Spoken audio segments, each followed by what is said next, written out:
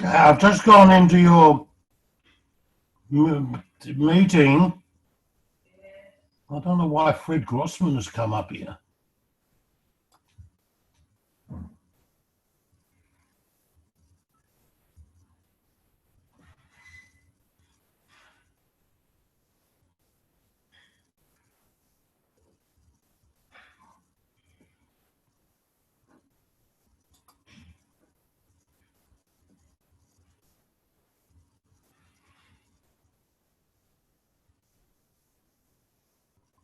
Okay, it's coming up. They're coming in.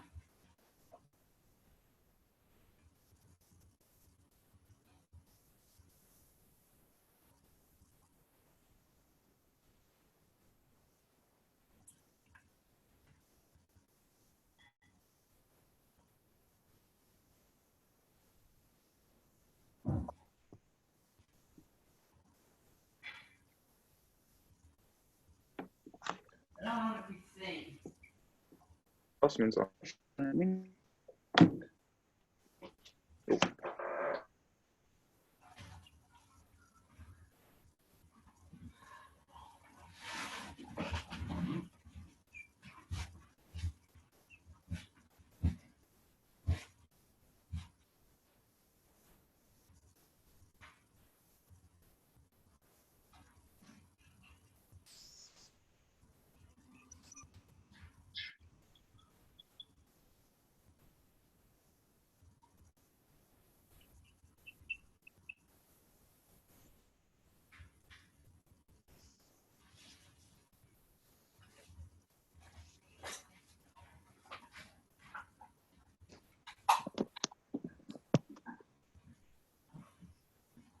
Hi, Noam. Hi, Sue. How are you? Okay. Are we the only ones in so far? No, I'm okay. How are you? Hi, Charles. How are you? Yeah, good. Looking beautiful, of course. I don't have to put on my shade for you. Aren't we all? Yeah, Yeah, don't say. absolutely. Oh, But at least I'm not wearing pajamas.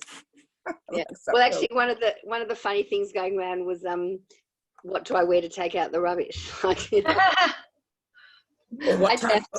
Or what time do I change from my day pajamas into my night pajamas? Nebbish. I don't even think it's funny. That's exactly the point. Now that Pesach's over, I've got nothing to do. I'm now catching up on all the things I didn't do before Pesach. But yeah, You were away. I wasn't, so you have an excuse. yeah, it's true. Pesach did give a focus, didn't it? Sure something to do, yeah. A bit, not that much. Yeah.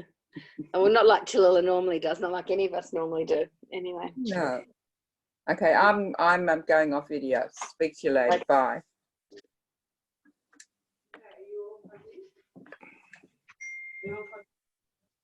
Who do we speak to?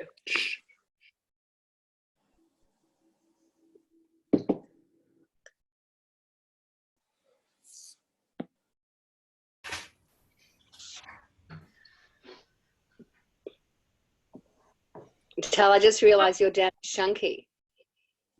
Yeah. Hi, Noams. Hi, I'm Tam. down as Susanna. Can anyone hear me? Good morning. Yeah, we can hear you tomorrow. Hi, how are you, Susan? Okay, how's Ellie doing? She's okay. It's hard working on New York time, you know, Yeah. sort of being awake at night and asleep during the day, but she seems to be managing. I think she's lucky to work. well, that's how she sees it, and it's been a difficult job in the sense that she's had to learn it without being in the office, because within a month or two she was working remotely. But I think she's going well, and just trying to take 1 week at a time. How are all your kids going? Yeah, pretty good. Ronna lost her job, but aside from that, they're all right. Yeah. Yeah. Right. Could you start baking again, do you think? No. No, too hard with kids at home and stuff like that. Yeah, yeah. Good morning. Good morning, everybody. Good morning. Hi. Hello. Share the screen with you. Up on the screen and not all the other people. Yeah, he will. I'm not. I'll go off it now. Good morning, Naomi. Hi, Kathy. How are you? Good. How are you? Thank God. I'll put out for you. They'll make a very nice tuna dish. You can have. Did you say pizza? didn't you? Yeah, there's that. You can eat the top off it. And that's it.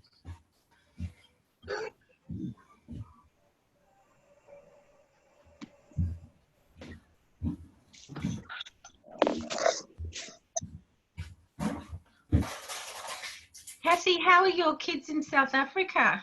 Oh, they're in total lockdown. They're not even allowed. They're allowed one out at a time to go shopping. Yeah. So the kids haven't even been, well, they've got a lovely garden, thank God. Yeah. They haven't even been out of the house because they don't let kids out by themselves in Yeah. Joburg. And you can only go shopping like either Dov or Nicole go. So it's I very believe the economic situation is so alarming with it's frightening. health. And the poor blacks, I mean, they're just not getting any food. They're not, Yes. there's no support for them, and they're just it's really, really terrible. Well, so many of the shanty towns don't have running water, or they have like sort of communal taps, don't they? Yeah, and also they're living, 6-8 people in one little room. Yes. And, Yeah. you can't have lockdown. The police tried to have lockdown there, but it doesn't work. Well, the family violence would just be, and family distress would be so huge. Yeah. I think it's going to be even harder once the lockdown stops and then all these blacks come into town. Then it's going to spread everything all over again, So I think that's the biggest problem going to be once, they try to ease it for the ones in the cities. Yes. Look, really, whole world's just in upheaval. That's it. Yeah. But some countries are going to suffer more than others, and I think South Africa was already on the brink. Yes, exactly. So we saw the shanty towns with our own eyes last January. We went travelling, and we were just in the Cape, and saw what the shanty towns were like there. I can imagine they're only worse in some place, although I can't imagine how that can be any worse. And most of the workers that come into town, like the maids and all the workers and the whatever, they all come from these shanty towns. That's right. Are they allowed to work? Are they still allowed to work, Kathy? No, they're not. That's what I'm saying. Once the lockdown is off, they'll all come back. They'll all rush back into the Forget it. There'll be trouble. They work a lot in the hospitality, and that won't reopen for a while. All right, good morning, everybody. Oh, I'm going to mute everybody in 30 seconds so you can finish off your conversations. Is this being recorded, Rabbi? Yeah, we'd rather listen to you. Yes, it's automatically recorded. So if anybody missed anything from the last conversation, I can send it to you later. Rosie Vick wanted to know that she. Does anybody know? Yes. So I'll tell Rosie that it's recorded because if the time isn't good for Israel, so that she can hear it later on. Yeah, but for her personal use, I don't like recordings of my own voice being out there. How do people access the recording, Rav Danny? They can email Ray in the office.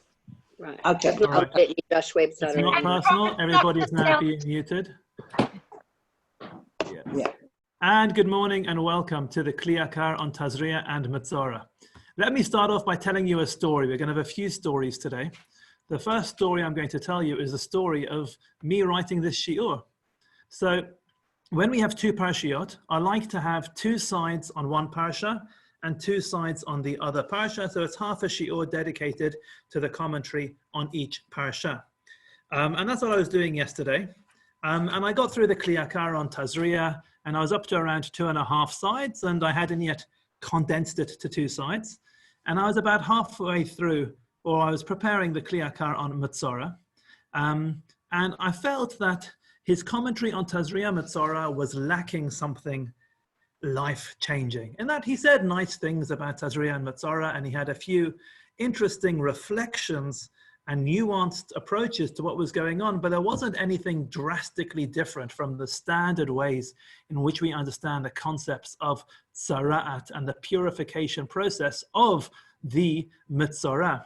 And then, bang, I came across this commentary of the Kli Yakar, which made the shiur 9 pages long, which was truly fantastic. And then I had to delete most of what I'd done before that for us to focus on this fantastic drasha, which the Kli Yakar brings, different from his normal style, but it is not the normal material for Tazria and Mitzorah. So what I've done is I've only brought you from Kli Yakar on Mitzorah. At the beginning of the shiur, we're going to look at a commentary from the beginning of Mitzorah, because I feel it more or less encapsulates the major definitions which he provides during Parshat Tazria, and it will then enable us to move on to something completely different. So we'll start off in source number 1. Zot yeh Torat HaMitzorah b'yom taharato v'huva el hakohen. This is the law of the Mitzorah, let's call it the leprous individual for the lack of a better translation. On the day of his purification, v'huva el hakohen, and he should be brought into the kohen. In source number 2, the Kli Yakar himself summarizes what he said in Parshat Tazria. Ubiur hadavarhu kederech shepirashti lamala Parshat Tazria. Let me just let you know how I explained things above in Parshat Tazria. Shatzarat ba'al abanot yuduim. Tzara'at comes for known sins. We're all familiar with the traditional reasons given for tzara'at. And he then says, V'shem hamakah tzara'at. The name of the actual affliction is called tzara'at. V'shem hamukah mitzorah. And the name of the one who is afflicted is called a mitzorah. Why? Ki lashon mitzorah. The word mitzorah comes from motzi ra. It brings out that which is bad. Now, traditionally, this is explained as being like motzi shemra. This is a person who's a slanderous individual, and so he becomes a mitzorah. But that's not the way the Kli Yakar explains it. He says what tzara'at does is shemotzi kol ra'ato hanisteret bekirbo. Tzara'at brings to the fore and brings outward all of the inner hidden badness of the individual, elachutz, outward, legalot ra'ato bekahal, so that his inner badness would be revealed to the community. So mitzorah is that a person either on a health level has this inner, what he called an ipush, a certain, ipush means stench or pollution, a certain inner unhealthy thing which needed to come outward, and it breaks out as tzara'at. Or on a spiritual level, the person has inner problems, which are then expressed outwardly as tzara'at. And it comes from mitzorah, motzira, meaning it brings out and shows to everybody the hidden internal bad of the person. Where does the name tzara'at come from? V'shem tzara'at hu lashon tzara ra'ah. He says the word tzara'at is a contracted form of 2 words, tzara ra'ah. Tzara, he'll explain now what he means by tzara. Ratzaloma, what that means is ra'ah, something which is bad. Shehi kitzara, which is like a tzara. A tzara is a competitor. If somebody has 2 wives, they are called tzarot, because the 2 of them, apart from being tzaros, the 2 of them are tzarot. They are competing with each other for attention and affection. So, tzara means competition. Kamosh Amru Chazal, like our sages said in the Gemara in Chagiga, page 5a, Umtsa'uhu ra'ot rabot v'tzarot. When we misbehave, we are going to come across ra'ot rabot v'tzarot. Many evils which are competing. So tzara doesn't only mean pain here, it means shehem kitzarot zolazor. The problems we're going to face are going to be competing problems. Kamo, the Gemara gives an example of zibora ve'akrava, like a bee and a scorpion. In what way do a bee and a scorpion compete? Rashi explains, based on another Gemara, that in those times there were medical beliefs about how to treat a bee sting and a scorpion sting. It was believed that if you were attacked by a bee, then the correct cure would be cold water. And if you were attacked by a scorpion, the correct cure would be warm water. But what happens if a bee and a scorpion get you in the same place and simultaneously you have been attacked by a bee and a scorpion? If you use warm water, it's good for the scorpion and bad for the bee, because not only do you use cold water for the bee and warm water for the scorpion, if you use warm water for a bee, it makes it worse. And if you use cold water for the scorpion, it makes it worse. So whatever you do is good for one and bad for the other. There's no proper solution. That's what will happen one day, has happened for the Jew in exile, that we will have these competing evils. If we raise our voice, we're in trouble. If we keep quiet, we're in trouble. Whatever we do, we're in trouble. Either way, he brings that Gemara to explain this word, tzara, competing. And he says, Ki lemakazo ein trufa b'derech hateva.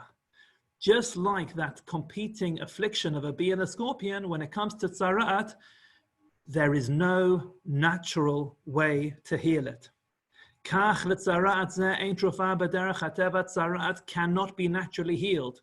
L'hodiyot to teach us, ki yad Hashem astazot, this is something which is divine.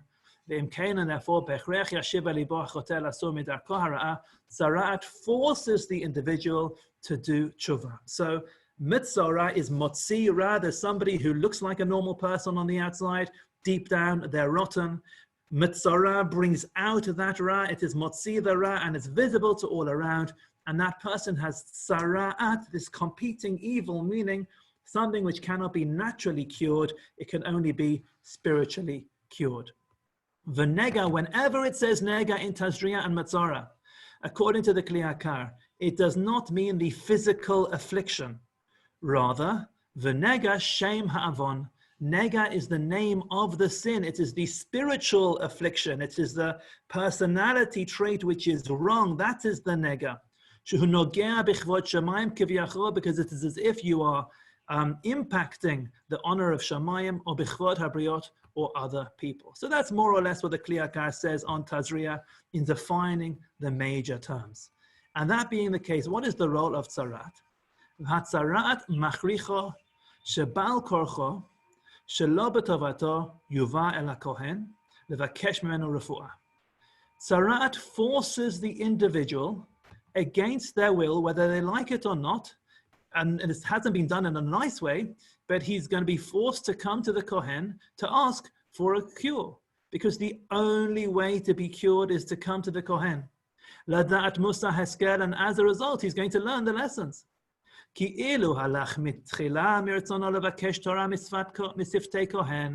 the guy was clever, he wouldn't have had to go through any of this. This was all preventable. You could have gone to the Kohen earlier on. You could have gone earlier to learn Torah. The Kohanim, at least at this stage in history, were supposed to be the major Torah teachers.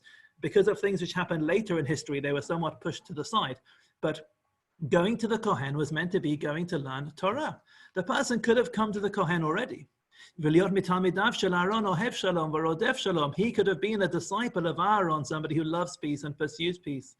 And not to spread quarrels between brethren with the whip of his tongue. If the guy would have gone to the Kohen at the beginning, i.e., had he learned Torah initially, he never would have had tzara'at. But now tzara'at forces him to go to the Kohen against his will. But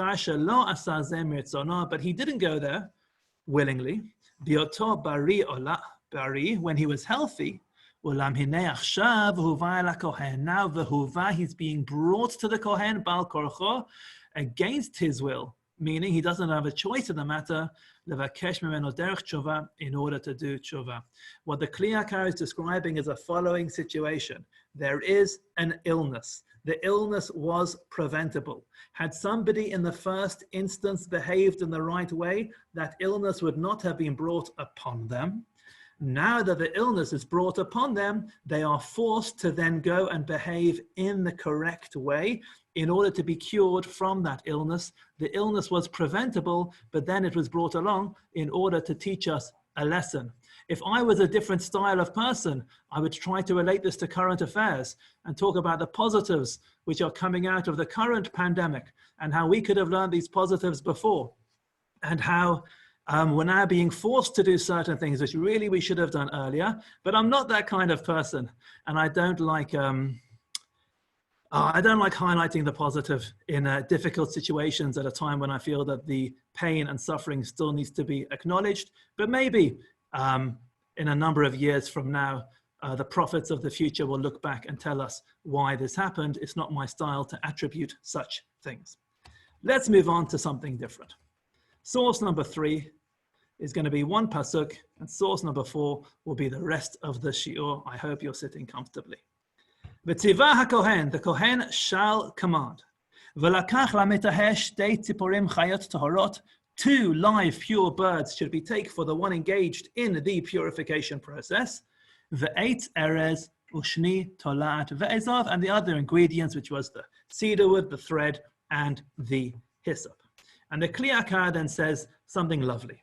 He says in source number 4, Ulefi sherov hamefrashim ha'erichu lema'anitam beparsha zo b'inyan chet halashon hara, seeing as most of the Mefarshim have already written at length with their responses to this parsha, talking about the sin of Lashon Hara, Osif gam ani lekach tov, I'm going to also deliver my own lekach tov, my own message, which I want you to take, leva'er ma sheta'aleh mitzudat sichli, to explain that which has gone up in the mitzudah, in the citadel of my intellect, b'shalosh hachrazot. He says, I'm now going to give you a presentation about 3 hachrazot. A hachrazah is a declaration. I'm going to talk about 3 hachrazot. We'll see what that means soon. Shematzinu lechazal, which we have found in the writings of our sages, hamedabrim michet halashon, who speak about the sin of lashon hara. More or less, the Kli Yakar is saying, I know that everybody's already written about lashon hara, and they've done so at length. I'm going to do so as well, but I'm now going to do it in my own way, with my own style, and we're going to now see something different.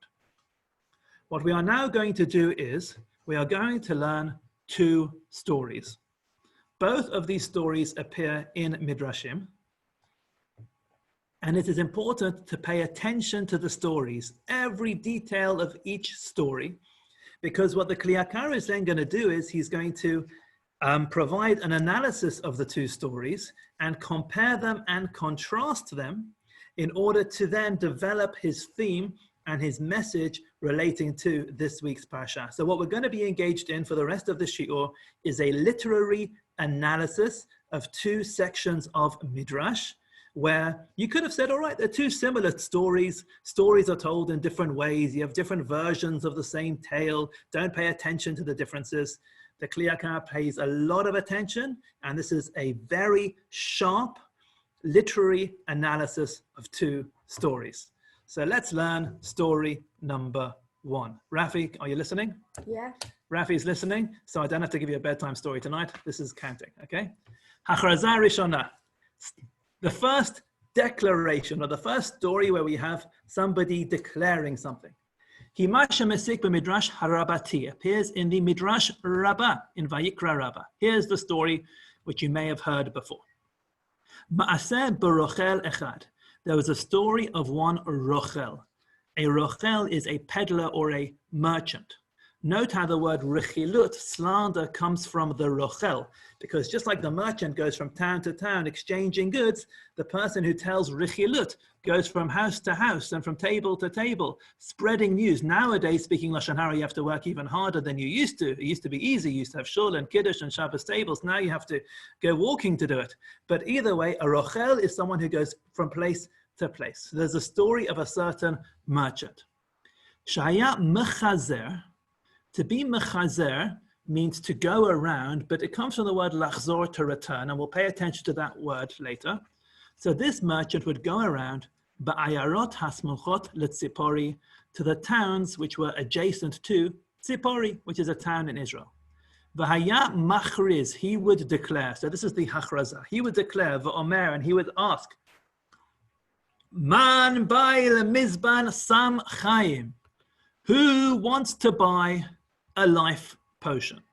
That's what he would declare. He'd go around from place to place and he'd scream out, who wants to buy a life potion? Odik alei alma. What does that mean? He'll explain it now. Perish, it means Baal Matnot Kahuna. The Baal Matnot Kahuna explains, Hibitu acharat. It means that the people looked behind him. They kind of didn't make eye contact with him. They didn't approach him. They just looked past him. Meaning this guy goes from town to town, inviting people who wants to buy a life potion, and they ignore him. Melashon bebitu acharei Moshe, like when they looked behind Moshe, meaning they looked to criticize Moshe in Shmot, Perek, Lamed Gimel. We'll come back to that later. So the merchant is being ignored. Meanwhile, Rabbi Yanai have a yativ upashit batrakline. Rabbi Yanai was sitting and pashit. He was learning Torah in his traklin in the airport in Israel. They're rather empty, but a traklin is like an airport lounge. He was sitting in his lounge. He was sitting in his study. Amar le, and he heard this guy, so he said, "Ta, come, sak lahacha, come up here. Zvin li, sell it to me." Amar le, the merchant, said to Rabbi Yanai, "Leit at tzrich v'lo kidmutech." You don't need this life potion, and the people like you don't need it either. Atrach alei, but he, like from Tiricha, he implored him. Salik legabe, so the guy comes up to him. Hotzilo sefer Tehillim, he took out a book of Tehillim for him, which was mekorach, which means it was sealed, like korech, to fold something up. He brought him a sealed, closed book of Tehillim.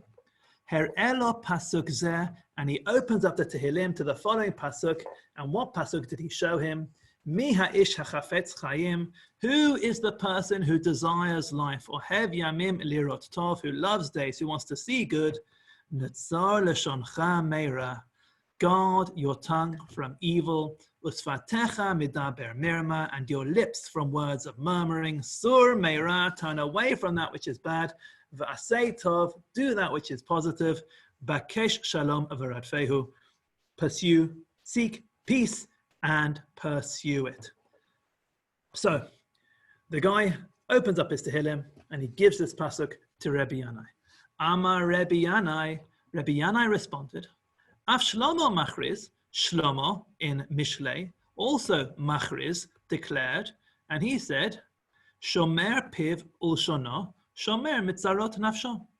Somebody who guards their mouth and their tongue guards their soul from trouble.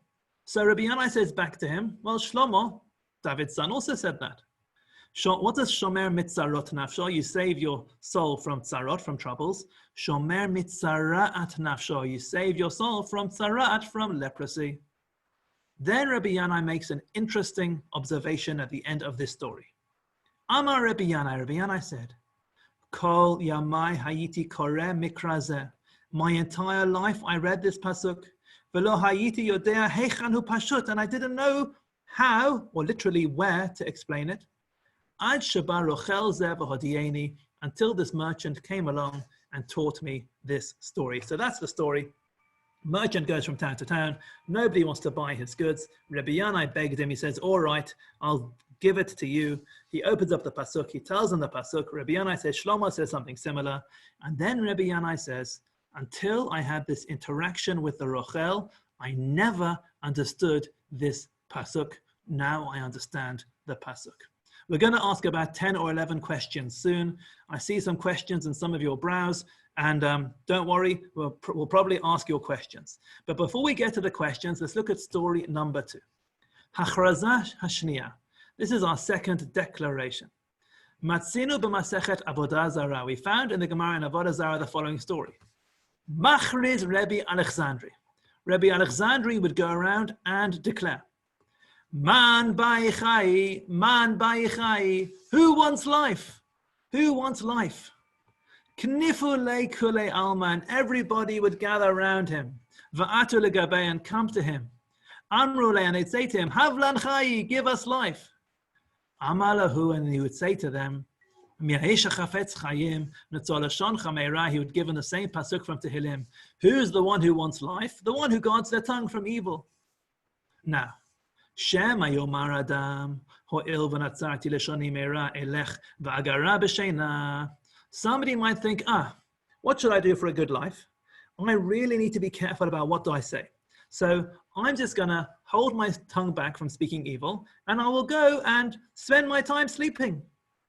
If I stay in bed all day long, if I avoid contact with the outside world, I'm going to have a good life because I'm not speaking Lashon Hara. I'm not hearing Lashon Hara. I'm not spreading anything bad. That's what somebody might say. Let me isolate myself in order to have chayim. Talmud Lomar, no. What does it say at the end of the pasuk? Sur meira, yes, you have to avoid that which is evil, but at the same time, v'asei tov, you also have to do that which is positive. Ve'ein tov ela Torah. Tov is a reference to Torah, shene'emar, as it says in Mishlei, ki lekach tov natati lachem.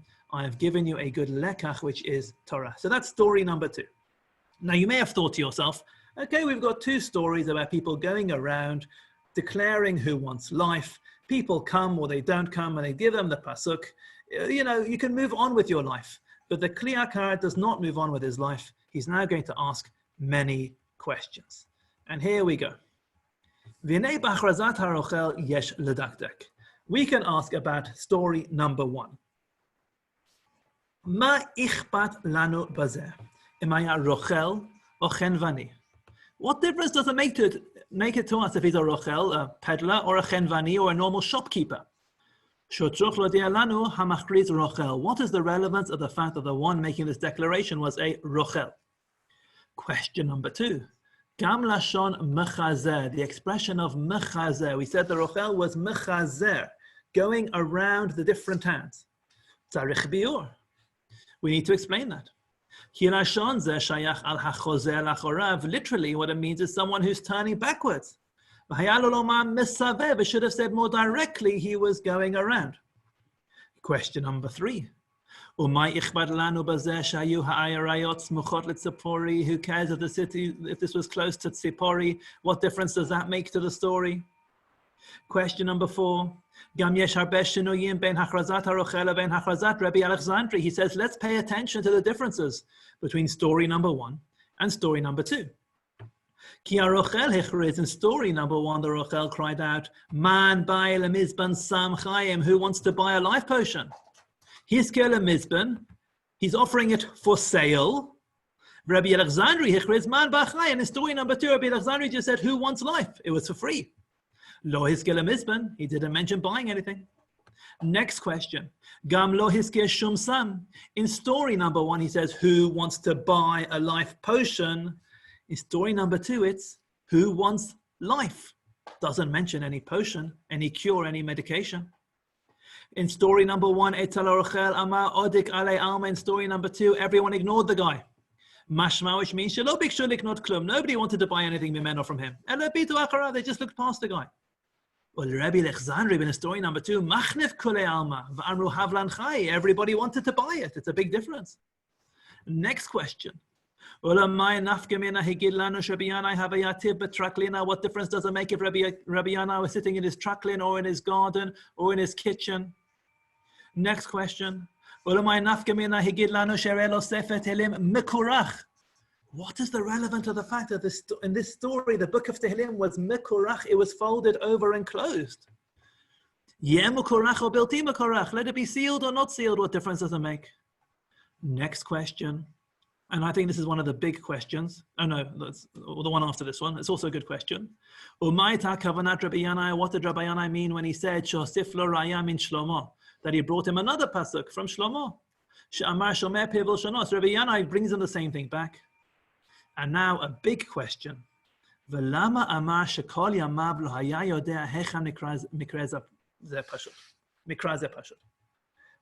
Rabbi Yanai mean when he says to this Rochel, my entire life I haven't understood this pasuk, etc.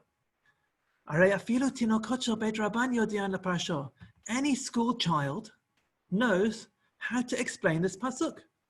At the end of the day, what did this Rochel give Rabbi Yanai? What did he do? He opened up a book of Tehillim and he read him a pasuk which was there all along. He didn't give him any perush. He didn't give him any insight. All he did was read him the pasuk. That's all he did. Now, what did he give him that he didn't know previously? What was there in this pasuk that Rabbi Yanai didn't previously understood, that now his life has been changed and he now understands what's going on here? Anybody can open up an art scroll and translate that pasuk for themselves and learn what the Rochel gave Rabbi Yanai. So that is his final question, which I think is a great question. And now he's going to start explaining all of this by telling us about an underlying parallel debate. Let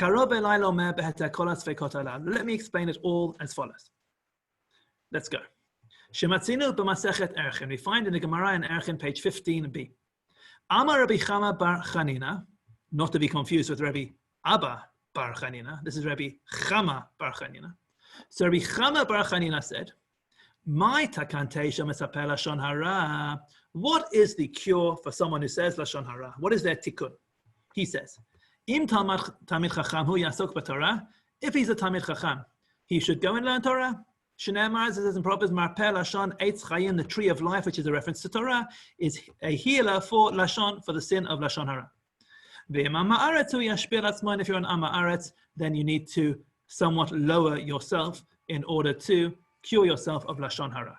That's Rabbi Chama bar Chanina. Along comes Rabbi Abba bar Chanina Amar and says, "Siper, you've already told lashon hara? Ein lo takana. What do you want about? How can you cure it? It's too late. There is no cure." But what is the takana? Not for someone who's already told lashon hara, but if you want to prevent yourself from speaking lashon hara in the future, what's your takana? If you're Talmid Chacham, learn Torah, and if you're not a Talmid Chacham, then you need to lower yourself. So we have an argument here between Rabbi Chama bar Chanina and Rabbi Abba bar Chanina. And what they're arguing is, if somebody has already spoken lashon hara, is there any way that person can fix themselves? According to Rabbi Chama bar Chanina, there is a way. According to Rabbi Abba bar Chanina, there are only preventative measures, but there are no measures you can take afterwards. And he goes on to explain. One second. Rabbi Abbahu. Why did Rabbi Abba say there's no cure? Because the straightforward judgment says it's too late, there's nothing you can do. If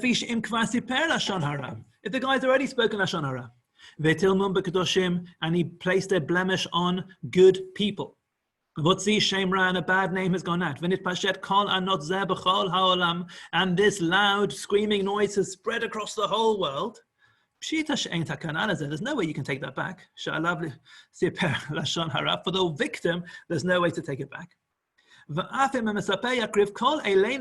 Even if this guy brings us korbanot, all the rams of nevayot, he can't take back what he's thought and done. You can go from one side of the heavens to the other, and say, I lied, everyone I lied. There's nothing you can do about it. It won't fix the situation. Like if you had a newspaper article where somebody makes a big claim about somebody else, that'll spread across the whole world. And then the person who made the claim makes a retraction and says, I was wrong and I lied. That's not going to make the headlines. It's impossible to take back that which you've already done. Like in our generation, now this is 400 years ago, things have developed since then. He says, like in our generation, if somebody, one of these speakers, spreads something about a well-known individual, so quickly that spreads from the east to the west. And that person himself cannot correct that which he has perversed. So just as the victim, there's nothing you can do about it. He said there's nothing you can do for the one who spoke lashon hara either. That's Rabbi Abba bar Rabbi Chanina. Aval Rabbi Chama Savar, he says no. It says in Mishlei Marpeh that there is healing. There is healing for the tongue. And ein refu'ah, what does healing suggest? Healing doesn't mean a preventative measure. Ein refu'ah ki im b'makom choli. Healing suggests you're already unwell. He believes that Shlomo is telling us in Mishlei that even if you've already spoken lashon hara, there is a way that you can heal yourself. And there is a parallel machloket in the Gemara in Ktubot. In the Gemara in Ktubot, page 77b. Machriz Rabbi Yochanan. So we've got another hachrazana. Rabbi Yochanan declared as follows. His haru mitzvovim shel ba'alei ra'atan. Watch out from the flies that have been on top of the people who have an illness known as ra'atan. We'll refer to that name soon. V'hu min tzarat, he says ra'atan is a form of tzarat. Now in the continuation of the Gemara, I brought you here in the footnote some of his friends' views. So he says, watch out from the flies which have been on the people of ra'atan because it's a contagious disease. If those flies then come to you, you can also get that disease. Rabbi Zera would not sit in the way of a wind coming from their direction. So if there was a wind coming past them, Rabbi Zera would avoid that wind because that wind could bring this disease from them. Rabbi Elazar would not enter their tent. Rabbi Ami and Rabbi Asi would not eat eggs from the alley in which somebody with ra'atan lived. All these forms of social distancing from people who have this illness called ra'atan. That was the view of Rabbi Yochanan, Rabbi Zera, Rabbi Elazar, Rabbi Ami, and Rabbi Asi. Umasik Sham, but there at the end of the Gemara, Rabbi Shua ben Levi ichrich bahu. Rabbi Shua ben Levi, again we have this word korech, ichrich, he would embrace them, he would go and be right close to them. V'asik b'Torah, and he would deal with Torah, and he says it's okay, I'm going to be near them, and I'm going to study Torah, and everything will be okay. V'kasha, we need to ask against Rabbi Shua ben Levi. Why is Rabbi Shua ben Levi say, I'm going to go against all the health warnings and I'm going to put myself in a place of a contagious disease and believe miraculously that Torah is going to protect me? What's going on there? And he explains, we can explain outside Haremes. That argument in that Gemara is the same argument that we saw between Rabbi Abba and Rabbi Chama. Ki hazvuvim. What do these flies refer to? It's talking about the people who slander and they behave like flies. What does a fly do? A fly looks at the body. This fly has got a whole body to choose from, and it ignores all the nice parts of the body. It finds a little bit of dirt. Or if you've got a fresh wound, the fly will place itself on the one small blemish. That is where the fly will choose to place itself. That is the way that the people who speak Lashon Hara behave. They'll look at a completely good individual or an almost completely good individual, and they will only focus and zoom in on one small imperfection. That's what we said. Therefore, nilku b'tzarat. That's why they got tzarat. Shenikra ra'atan is called ra'atan. Ki kashem shehem ba'alei ra'atan. They are people of ra'atan. Ra'atan meaning from looking, from seeing. Shiro'im u'mistaklim achrei momei b'nei hadam. They are just people who look out for other people's imperfections. Kach nilku b'tzarat shenikra ra'atan. They got ra'atan. Va'amru. And what was everyone else saying? If people have this extremely contagious condition, you have to engage in extreme social distancing. They were saying, don't even try to go anywhere near them to return them, to help them heal themselves from their evil way. Don't try and be makar of them. Because they're of the opinion that once they've already done what they've done, there's no way back. Okay, don't go and deal with them. Don't try and heal them. Just completely avoid them. Let them be. And then at the end of that Gemara, Rabbi Shua ben Levi thought, Sheyesh takana, no, there is something that can be done. Gam im kvar siper, even if you've already spoken Lashon Hara. Im talmid chacham hu yasik b'Torah, if you're able to learn Torah, learn Torah. And if you're not a talmid chacham, then you have to lower yourself and humble yourself in order to correct that inner character trait of arrogance which led you to get where you got. Rabbi Shua ben Levi, and that's what Rabbi Shua ben Levi meant when he says, "Ichrich behu v'asik b'Torah." I will go and connect myself to them and learn Torah. He's not saying I'm going to learn Torah and miraculously I'll be healed from this contagious disease. He's saying I'm going to go and be makar of them. I'm going to be close to them. I'm going to engage in Torah with them.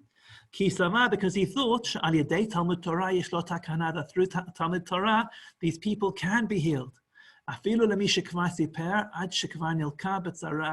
Even to somebody who's already spoken Lashon Hara, to the extent that they've already been afflicted with tzarat. We've been on a little bit of a journey.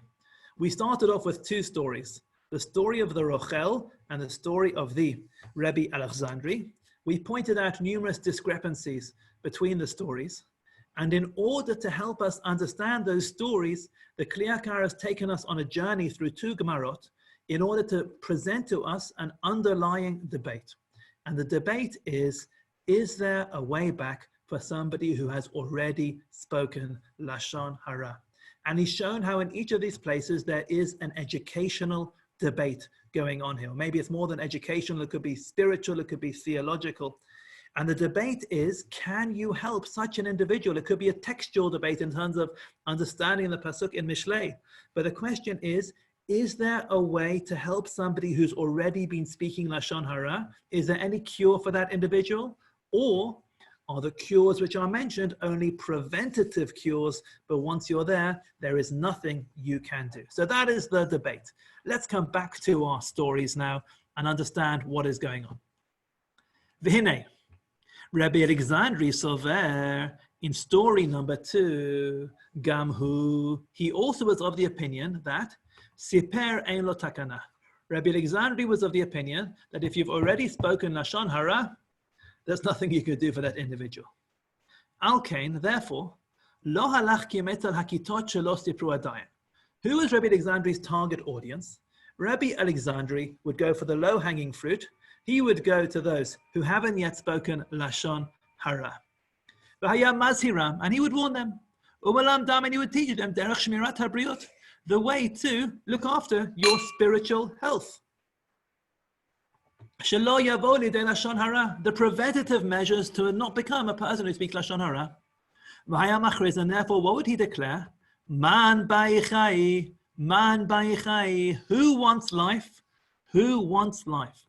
Note, lo yizkir lashon sam. He's not talking about a potion, a cure. Gam lo yizkir lashon lamizben, and also they didn't have to charge anything for his services. Why?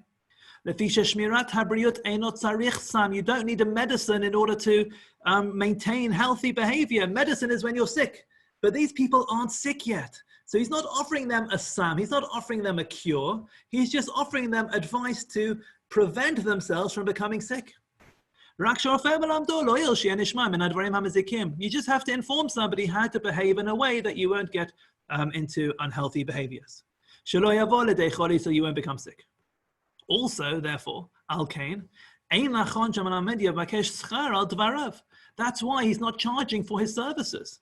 If you're sick, you'll go to the doctor will give you a medicine, and they'll make you better, and it makes sense that the doctor will then send you a bill.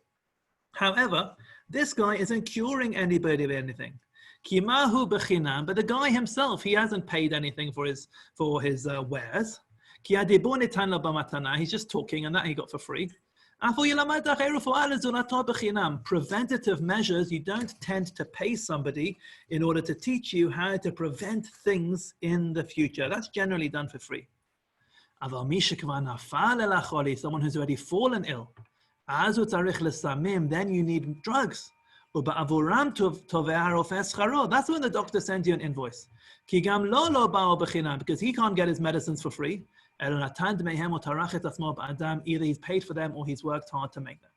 So, in the next paragraph, because Rabbi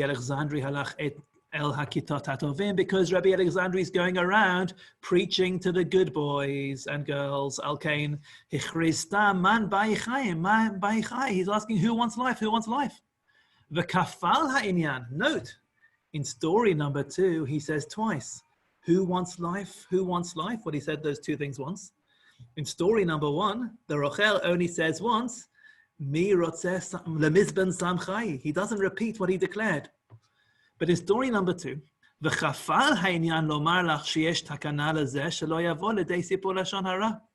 he spoke it twice, he mentioned it twice to teach you that there is a way to fix the situation, that you won't come to speak Lashon Hara. He says it twice because you're protecting two individuals, the person who speaks Lashon Hara and the victim who's being spoken about. Everybody gathered around him, and they said, Havlan Chayi, we want life. Why? Because it was the easy crowd. Because all those people obviously wanted to have life because they were already behaving themselves, and that's what they wanted. And of course, they wanted to know how to do it. If you walk into a gym and you say, hey, who wants some really great advice about how to lead a healthier lifestyle? People will start listening to you because you've gone to the crowd that's already leading a healthy lifestyle or investing in having a healthy lifestyle, and they're more likely to take up what you want. However, if you go somewhere else, you're not necessarily going to have the same response. Amar lehu pasuk, and what did he give them? The preventative measure is the pasuk, mi'a'ish hachafetz chayim, etc. Natzolashon chamera. If you want to have life, if you want to have a good and healthy life, don't speak lashon hara. Ulefi sheshmirat habriut ein tzarich shum sam al kein masik. And because there's no medicine, he was worried that people might say, Shema tomar elech v'agra b'sheina. People might say, all right, I'm just going to stay in bed and everything will be okay. Linsor lishoni, and that way I won't say anything bad to anyone. B'shei v'altase, I'll be entirely passive legamre. Talmud lomar, he says, no. It's not enough to be passive for asay tov. You also have to go and learn Torah. That is story number 2. But let's go back now and understand story number 1, the approach of the Rochel. The story of Rabbi Yanai is a far more fascinating story because it's a story of somebody who's going around who wants to heal those who've already spoken Lashon Hara. And he knew about it from his own personal experience. The guy is a Rochel. This guy is the archetypal Lashon Hara speaker. He was the one, he was the mixer, spreading arguments between everyone. This guy, the archetypal Lashon Hara speaking, is going from town to town using his tongue to spread words of Torah. He's done tshuva.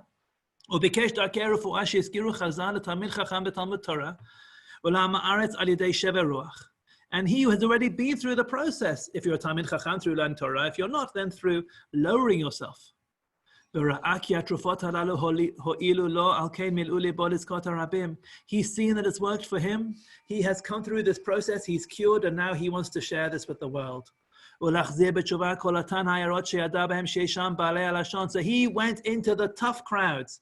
He went to the crowds of all the people speaking Lashon Hara, so that they won't reach the stage of Tzarat. Because if you have Tzarat, what do you need? You need birds, as we saw in the Pasuk, Ofot, K'taharat HaMetzorah, B'tzipurin Hayosuyin Maseh Petit. Because birds are just tweeting everywhere. Chazal said this before Twitter was invented as a major Kli of Lashon Hara. But they said the same way that birds tweet everywhere, so too people who speak Lashon Hara are just tweeting everywhere. So if you speak Lashon Hara, you need tziporim, you need birds as part of your purification.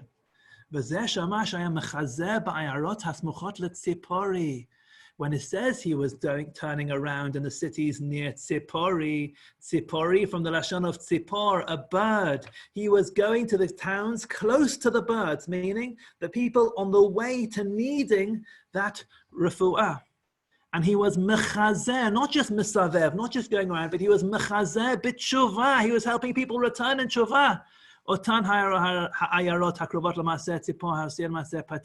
He was helping them return in tshuvah. And he was declaring, Man by lemizban samchai, who wants this life drug? Because they were sick, who needed drugs to get better. And that's why they had to buy it from him. That's why he says he wants to buy the drug. And he didn't say it twice. He didn't say lo mashtei pa'amim, to declare twice. Man by lemizban samchai. He didn't repeat his words like Rabbi Alexandri repeated his words in story number 2 Dvarav. Because he understands that he can't offer a double cure. He cannot cure that which has been done to the victim, and that impact he cannot remove. But what he maybe can cure is the individual who has spoken the Lashon Hara and their personality. He's only declaring once for the one who's spoken Lashon Hara. In story number 2, he's offering a double cure. In story number 1, Odik Ale Alma. people just ignored the guy. Why? Because he's gone to the tough crowd. They've already chosen a crooked way, is there? It's just part of what they did. They didn't want to buy anything from him. Worse than that, they looked behind this guy. These are the guys who look out for that which is bad. What a beautiful linguistic turn he's taken there. They look after the blemishes of the souls, their many blemishes, and that which is lacking. He makes this analysis. If somebody comes along and accuses you of something, or you read something in the newspaper about somebody, which takes you out of your comfort zone and makes you feel bad, what's a certain defense mechanism? The people who don't like being told what to do, what do? They look at the one who's given the message and they said, hey, what about you? What have you got behind you? They'll go on the attack for the one who's giving them mussar and say, hey, you're not so perfect either. So they said to this Rochel, oh, you, mister, we know the way you used to behave. You were the Rochel. You were the one who's going, spreading all the bad news. You want to tell us what to do? Fix yourself first. So they ignored him and they looked behind him, meaning they looked at that which he had in his past in order to attack him, to discredit him, rather than acknowledge that which they themselves needed to take on. In the continuation of the story, Rabbi Yanai have a yatir of Pashit v'takri linei. Rabbi Yanai was sitting in his traklin. Kamo Rabbi Zera, Rabbi Ami, Rabbi Ashi. He says Rabbi Yanai at this stage of the story belonged to the school of thoughts those who believed that if you've spoken Lashon Hara, there's nothing you can do. They're the ones who engaged in extreme social distancing, elevating themselves from the people who spoke Lashon Hara. Not to share anything with them. So when he was in his traklin, it means he was separating himself from the Amcha, maybe like an airport traklin. He was separating himself from all those other people. He was sitting in his ivory tower. Amalei, and he says to the Rachel, Ta, come, sak lahacha, come up here. Amalei, late atzarech. And the Rachel says to Rabbi Yanai, you don't need this. Because he believed that the pasuk in Mishlei, which says the Torah can heal you, is talking about someone who's already spoken Lashon Hara. But you, Rabbi Yanai, v'chol dechavatach and your chevra, einan tzrechin shimo, you don't need this. Nevertheless, he says, come, I want to know. Then Her'elo Sefer Tehillim Mechorach. He takes out a wrapped up book of Tehillim. Lomar lo, to tell him, this book had been wrapped up and left in the corner, gathering dust. Ein doresh ve'ein mevakesh ve'ein korebo, but Tzedek, nobody learned from it or expounded it or looked at it properly. In this story, the book of Tehillim is all wrapped up. It is like a closed book, figuratively speaking, because it hadn't been exposed to people who hadn't taken on its messages. And how does Rabbi Yanai respond to hearing this? Amar Rabbi Yanai says, Af Shlomo machriz. Shlomo, in the book of Mishlei, says the same thing. Harei Sefer Mishlei she'eino karuch u'monach. You're bringing me out your secret book of Tehillim. Everybody reads Mishlei. You know, people read Mishlei as bedtime stories to the young fellows. So Mishlei is no secret. And in Shlomo's book as well, it says the same thing. Nevertheless, people don't follow what it says in the open book either. Because there it says, Shomer piv ulshono, etc. If you look after your mouth and your tongue, you're not going to get any tzarat. Unfortunately, the way people are behaving is not because they are unaware of what's written in the book of Tehillim. It's also written explicitly in the book of Mishlei, which they do know about. They know what they're doing wrong, and they're doing the wrong thing anyway. Maybe this is what's going on for Rabbi Yanai. Rabbi Yanai's question until this point has been, what has Shlomo said in Mishlei, which his father did not say in Tehillim? Rabbi Yanai says, my entire life I didn't know how to explain this pasuk. But when Rabbi Yanai said, my entire life I didn't know how to explain this pasuk, he doesn't mean I didn't understand the pasuk in Tehillim that the Rochel showed me. What he means is, V'hainu pasuk shomer piv ulshono, my entire life I didn't understand the pasuk in Mishlei. Ki asav shesiper ein lo takana. Because he was of the school of thought who thought that the pasuk in Mishlei was only preventative. And therefore you've got both Tehillim and Mishlei saying the same things. But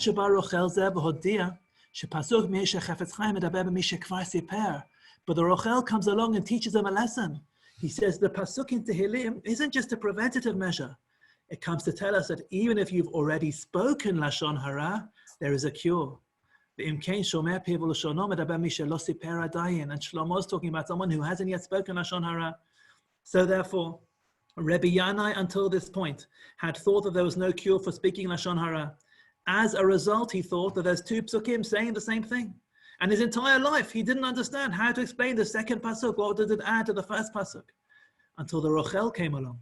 The Rochel taught him from his own personal example that there is a way back for someone who's spoken Lashon Hara, and therefore Rabbi Yanai understands that the pasuk in Tehillim is talking about someone who's already spoken Lashon Hara, and therefore you have two psukim about two different situations: the one who has already spoken Lashon Hara, and also the preventative measure. The im nafshach lamar, another way we can explain Rabbi Yanai. Al kol panim Rabbi Yanai medaber la pasuk shel Rochel.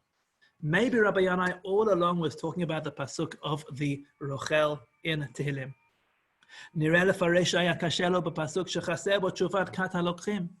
what troubled him about the pasuk is that something is missing in the pasuk. The voice of those who are coming along to buy the potion is missing here. Why? The pasuk starts off with the seller declaring, who wants life? Then what you should have is the purchasers coming along, v'omrim, saying, Havlan chai, give us life. Or mechor lanu sam chai, or sell us life drugs. V'achakach meshiv, and then he responds, Shmor unsor lashon chamera, behave yourself, guard your tongue. V'lam eshmit hapsukim elu divrei hakonim, but the psukim miss out the voice of those saying, we want life. It's not who wants life, we want life, guard your tongue. It's who wants life, guard your tongue. The middle voice is missing. But it's all along because why don't we hear the voice of the people saying we want life? Because it's like story number one with the Rochel. We're talking about people who've already spoken Lashon Hara. And it's difficult for them to change their behaviors. And sometimes you can go around and declare and have absolutely no response, because maybe people aren't going to want to buy that medicine. That's what happened to the Rochel. They didn't want to buy anything from him. Nevertheless, you still have to let them know, derech musar, give them the musar zeh, that's why it's missing. So, up to that point, Rabbi Yanai didn't understand why the voice of the Konim was missing in that pasuk. Now he understood, because he was watching the Rochel going around. The Rochel was saying, who wants life? And nobody responded. And that's why he understood now why there was no response in that pasuk. V'amru Chazal, our sages told us, Kol ha-mitzvot, regarding all the mitzvot in the Torah. All the mitzvot you have to do if you have the opportunity. When it comes to peace, peace is not only if it comes to you, you have to run after it. As it says, not only seek peace, but also pursue it. It's because you're both avoiding that which is bad and engaging in positive behaviors as well. Tov is a reference to Torah. Because all the paths of Torah are shalom. Because Torah saves you from Lashon Hara, which causes all types of quarreling. One more paragraph about the stories and then an interesting paragraph to finish. V'zeh she'amar, and that's why he asked, Mi ha'isha chafetz chayim ohev yamim lir'ot tov. Why does it say who loves life to see good? Ki otan balei ra'atan ohavim yamim asher bahem yir'u bara. Because the people of Ra'atan, what days do they like? They like opening up the newspaper and say, "Oh, there's lots of Ra in the newspaper today, lots of good gossip." For what they're looking forward to are days of Ra, days of gossip. But the one who desires life, closes his eyes from looking at Ra.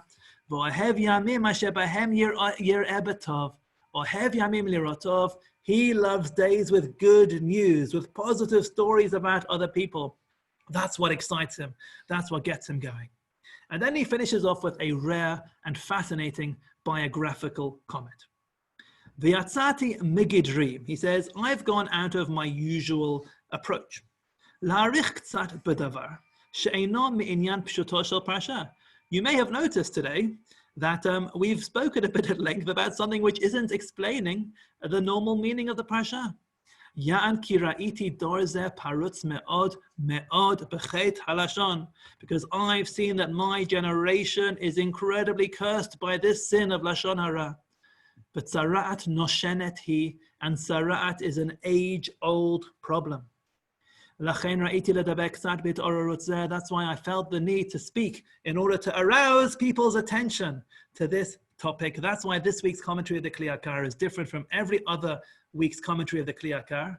And he says, V'zeh darashti b'kilat kodesh Lublin. This is the drasha I gave in the community of Lublin, Parshat Zachor Shin Samach Bet, which means he gave this as a drasha on the 2nd of March, 1602, in the holy town of Lublin. It's almost as holy as the holy town of Dublin in Ireland, but Lublin was also a great Torah center. He gave this in Lublin, B'tasef Rashi Am, B'chachmei Kol HaKehilot, with all the great people were there. V'nosaf Alehem Dvarim Chahena V'chahena, and then I went on speaking in that way. So today we learned the Kli Yakar's drasha to the community of Lublin in Parshat Zachor on the 2nd of March, 1602, coming back to the key fundamental debate. Is there a way back for those who have spoken Lashon Hara? Now, all the ladies who attend the shiur are like the people in story number 2, so it's all preventative, so we don't get there. But if you happen to know anybody who sometimes feel guilty, like the people in story number 1, and they think, oh, is there any way back for me? Know that there is an approach, that there is a way back, and we need to learn Torah just the way we have done this morning. And Bezrat Hashem, we will learn more Torah together in the future as well. Have a great day. Thank you. Thanks a lot. Thank you so much. Very good. Pleasure. Very enjoyable. Shkoyach, that was great. Thank you very much. Thank you very much. And anything.